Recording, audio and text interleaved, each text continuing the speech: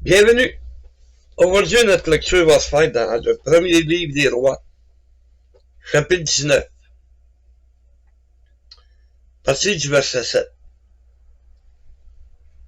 1 roi 19, le verset 7.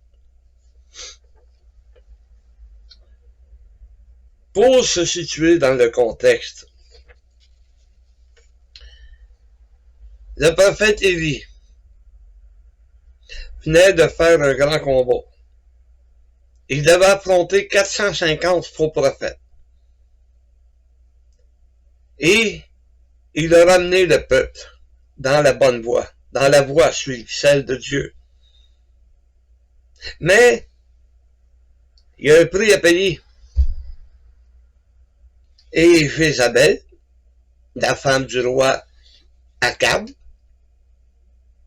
a fait savoir à Élie que le lendemain, à la même heure où les 450 faux prophètes ont été tués par le peuple, que lui aussi va mourir.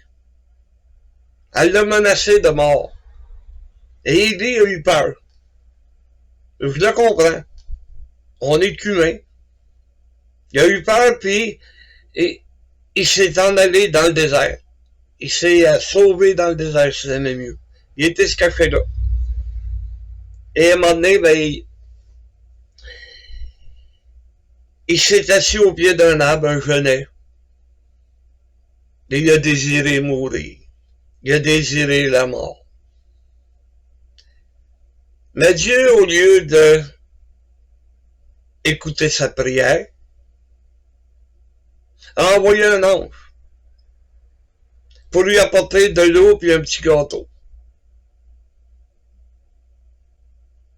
Il s'est couché. Il s'est endormi là.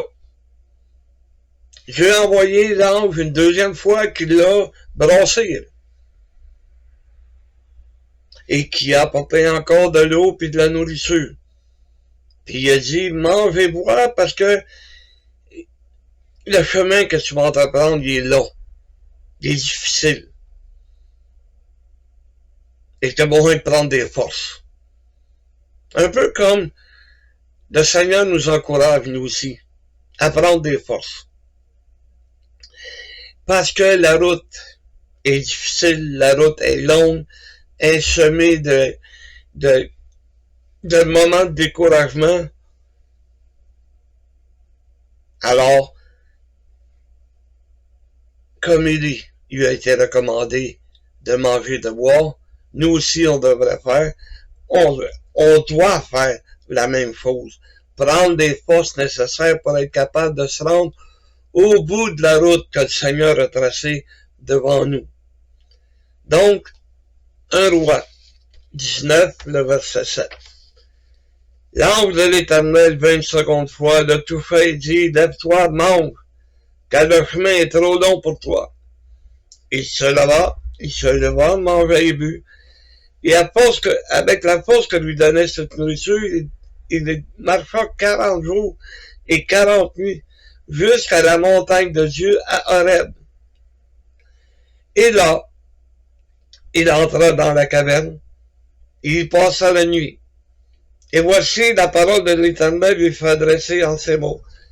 Que fais-tu ici, Élie?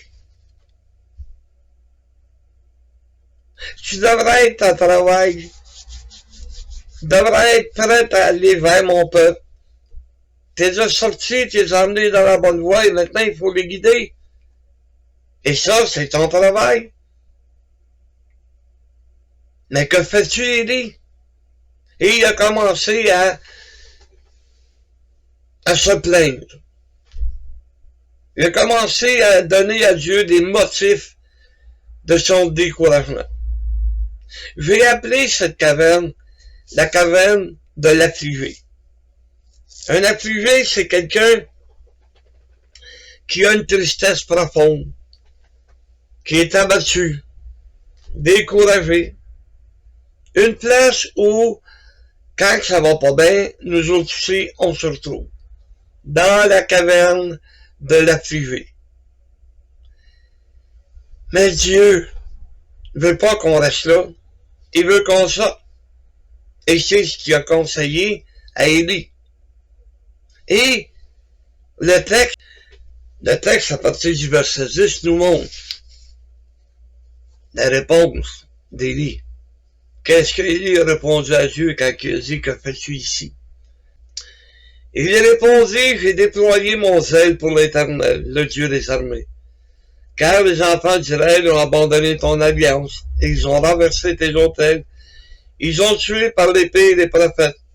Je suis resté moi seul, et ils cherchent à m'ôter la vie. L'Éternel dit, sors et tiens-toi dans la montagne devant moi. Donc, il invite Élie à sortir. Et voici l'Éternel passa. Et devant l'Éternel, il y eut un vent fort et violent, qui déchirait des montagnes et brisait des rochers.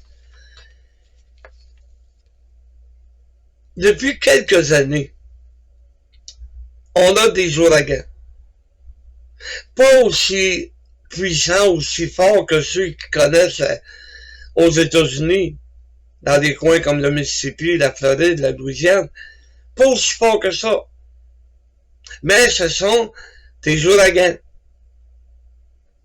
qui font des dommages. Tu sais, quand tu dis que ça s'en vient à 200 km/h, ça commence à être du vent. Là. Je te dis que le toupette, il revole. Mais là, le vent auquel Élie a assisté, le texte nous dit, il déchirait les montagnes et brisait les rochers. M'a dit une affaire, c'est bien plus fort qu'un ventilateur, ça, là.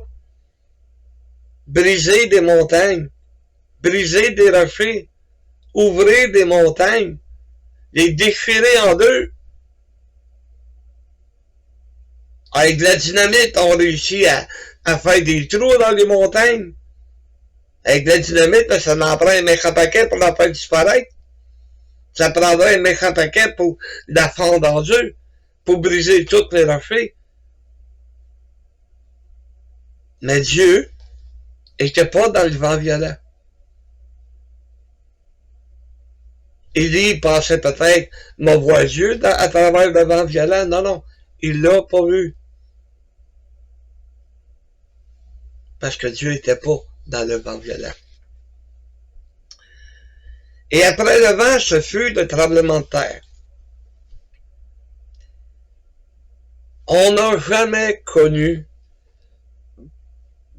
à ma connaissance à moi, depuis que je suis au monde,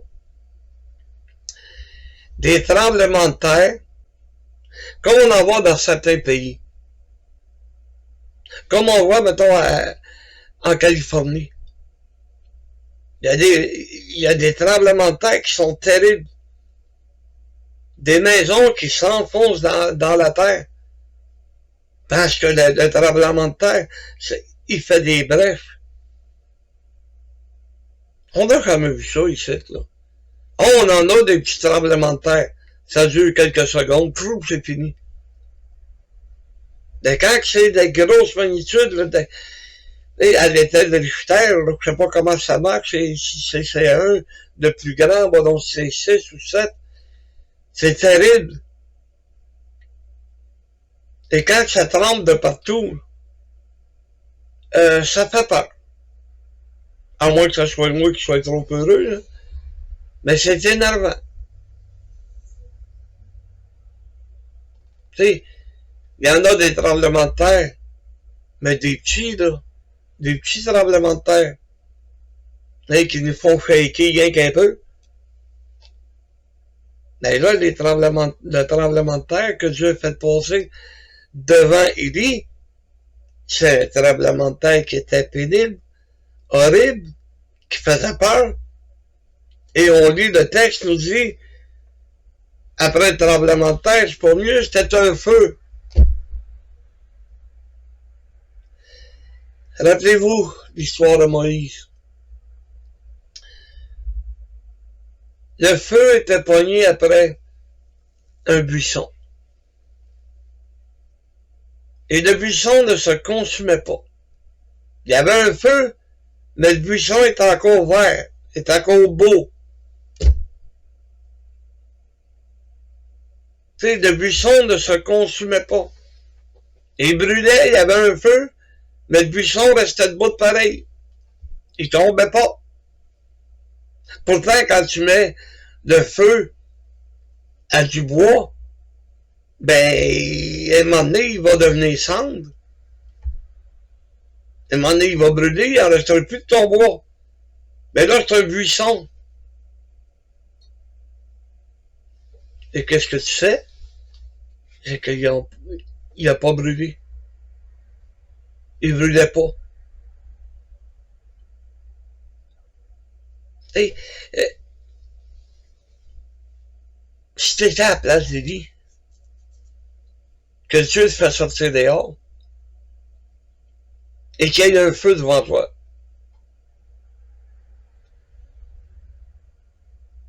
c'est impressionnant. Ça attire l'attention. Malgré toi, là, oh, un peu, là. C'est comme si tu étais dans noirceur, puis tu allumes une chandelle. Tu sais, tu regardes ça, là, puis, ben, un peu, c'est impressionnant, là. Il faisait complètement noir, puis une simple chandelle. Fait qu'imagine-toi,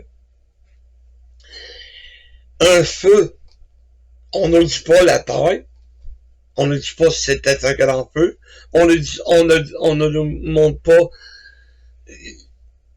c'était-tu un arbre, c'était-tu des buissons, c'était quoi, on ne sait pas, mais il y avait un feu devant lui. Mais Dieu était pas dans le feu. Il était pas là. Dieu était là, mais il n'était pas là. Dieu est esprit, l'homme ne peut pas le voir. Mais il se manifestait à travers ces choses. T'sais, on a l'impression souvent que dans notre vie chrétienne, oh boy, c'est comme une tempête, il y en a des vents violents. Il y en a des vents qui nous dérangent, il y a des vents qui nous fatiguent. Des tremblements de terre. Et ça fait du bien, ça. Quand il y a un petit tremblement de terre, oups, ça nous surprend. Mais peut-être que c'est ça qu'on a besoin pour se réveiller. Parce que le but de l'enseignement de Dieu, c'est de nous tenir éveillés. C'est ça que l'apôtre Pierre nous dit. Il essaie par des avertissements de nous tenir éveillés. Parce qu'on a tendance à s'endormir. Eh oui. On a tendance à dormir. On a tendance à écouter le diable qui dit, bah, tu as le temps en masse. On n'a pas le temps. Le temps, il n'est plus là, là. Et Jésus va revenir d'une minute à l'autre. On ne sait pas, il peut arriver ce soir comme il peut arriver demain ou dans 10 ans. On ne sait pas. Mais on sait une chose est sûre, c'est qu'on sait qu'il est proche. Il est à la porte. Il veut nous amener avec lui pour qu'on vive l'éternité avec lui, puis avec son Père, avec le Saint-Esprit, puis avec tous ceux et celles qui, par la foi, vont se rendre jusqu'à la fin. Ils se sont rendus jusqu'à la fin. C'est à nous rendre avec eux jusqu'à la fin. Un feu. Et c'est du site d'Emmaüs qui en parle. Quand Jésus il les est apparu, puis qu'il a commencé à leur expliquer les Écritures, quand il est disparu, un a dit à l'autre, le cœur ne nous brûlait-il pas quand il nous expliquait les Écritures? J'ai pas le feu de Moïse. J'ai pas le feu d'Élie. J'ai pas été en présence de ces manifestations divines. Mais une chose est sûre, comme les disciples d'Emmaüs, il y a un feu qui brûle dans mon cœur. Il y a un feu qui veut servir Dieu. un empressement de servir Dieu. Tu sais, il faut sortir de la caverne de déprime, dans la caverne des affligés, dans la caverne où oh misère, oh malheur, que ça va pas bien. Tant aussi longtemps que tu te lèveras pas, ben c'est ça qui va arriver. Tu vas être déprimé. Tu vas avoir besoin du Seigneur. Mais le Seigneur, ben, si tu te lèves pas, il peut pas rien faire. Et il y a plein de choses qui nous dépriment. Il y a plein d'affaires dans la vie qui nous dépriment. On a des problèmes par-dessus la tête. On a des raisons de dire à Dieu, ben regarde, je suis déprimé. Qu'est-ce que tu peux faire pour moi? Mais regardez bien de quelle manière Dieu a répondu à cette déprime du prophète Élie. Et après le feu, un murmure doux et léger. Voilà de quelle manière Dieu va parler à nos cœurs. Les manifestations, là, on n'en a plus besoin. J'ai pas besoin d'attendre comme Élie que Dieu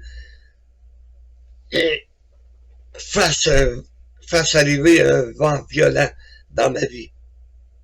J'ai pas besoin d'avoir un tremblement de terre, un tremblement qui va secouer mon âme, va secouer mon cœur.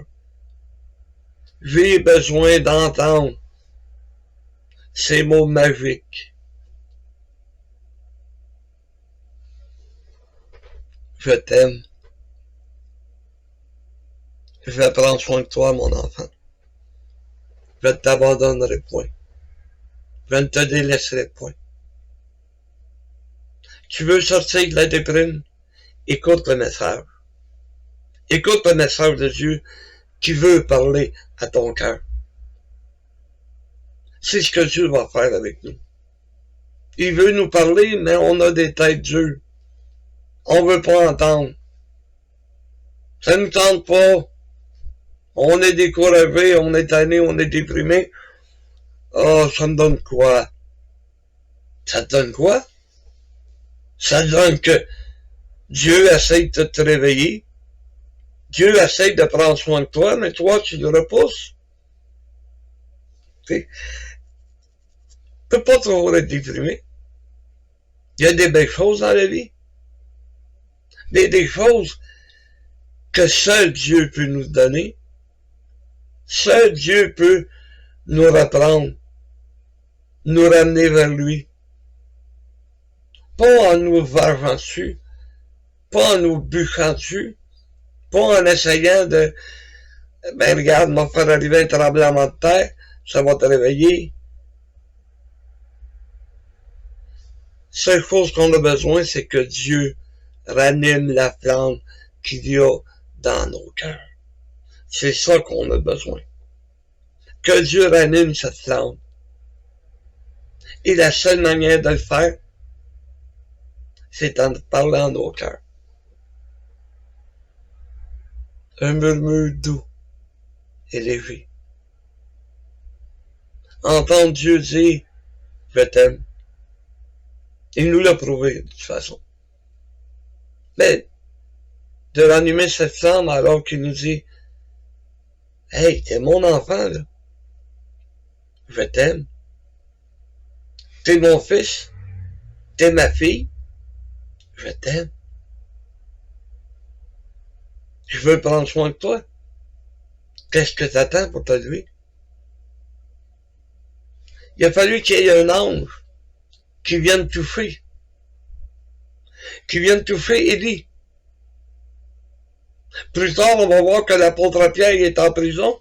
C'est un ange qui a été délivré.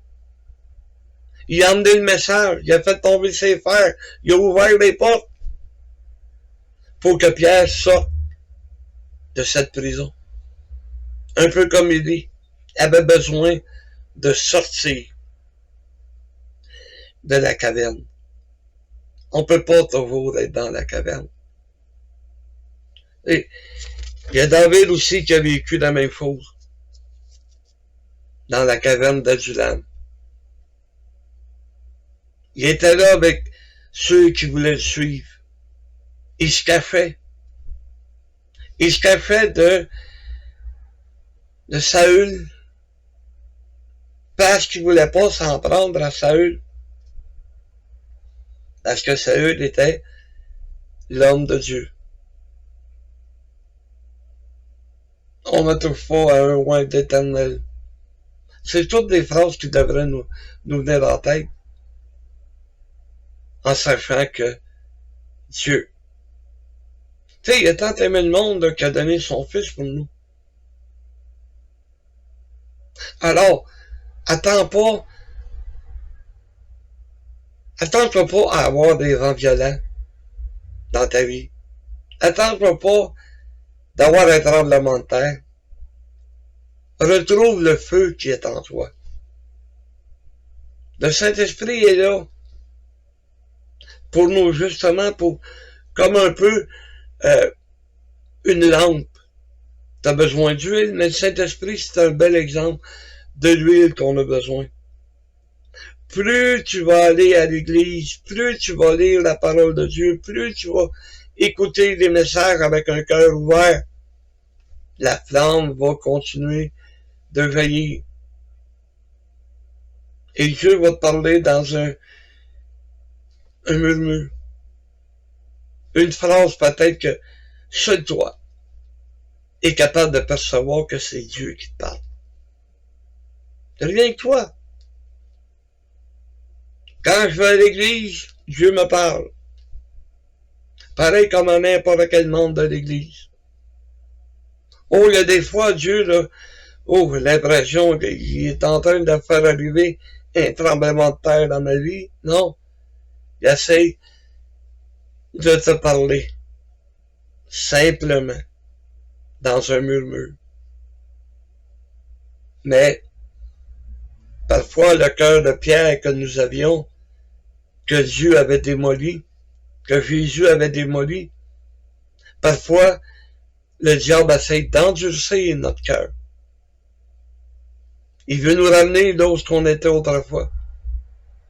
Il veut nous ramener dans la défaillance. Il veut nous ramener dans le péché. Alors il va endurcir nos cœurs. De quelle manière qu'il va s'y prendre? En nous tenant déprimés, découragés. Dieu nous a sortis jusqu'à présent de situations impossibles, difficiles. Des situations que on n'a pas aimé vivre. Mais que grâce soit rendue à Dieu, on les a vécues et on en a pris de l'expérience. Peut-être pas une belle expérience, c'est une mauvaise. L'expérience qui nous a blessés, qui nous a fait mal, mais qui nous a fait grandir. C'est ça le point qui est important. De savoir que Dieu nous fait grandir. Parce qu'on va avoir encore des choses encore plus difficiles. Ben oui, je te décourage, qu'est-ce que je veux te dire? Je veux pas te décourager, je veux t'encourager. En sachant que regarde où tu t'es rendu aujourd'hui. Ça, c'est Dieu qui t'a emmené jusque-là. Il va te faire grandir encore plus, pour te rendre encore plus loin. Pour que tu aies une entière confiance, une foi complète en lui. Regarde la vie que tu as eue. Et regarde la vie que tu as présentement. Avant d'être sauvé, j'en avais des épreuves. Il m'en arrivait des bad luck. Il m'en arrivait toutes sortes de choses. Pourquoi? Parce que là, je suis sauvé, ben là, j'en prends plus conscience. Eh oui. Parce que le Saint-Esprit est là pour nous guider, pour nous dire, wow, calme-toi, mon homme, là. Calme-toi, puis regarde ça. Non pas comme un moyen de découragement, mais un moyen de savoir que Dieu va arranger toutes choses. Dieu va nous bénir encore. Dieu ne nous abandonnera pas. Mais attends pas d'avoir des vents violents. toute façon, Dieu n'est pas dans le vent violent.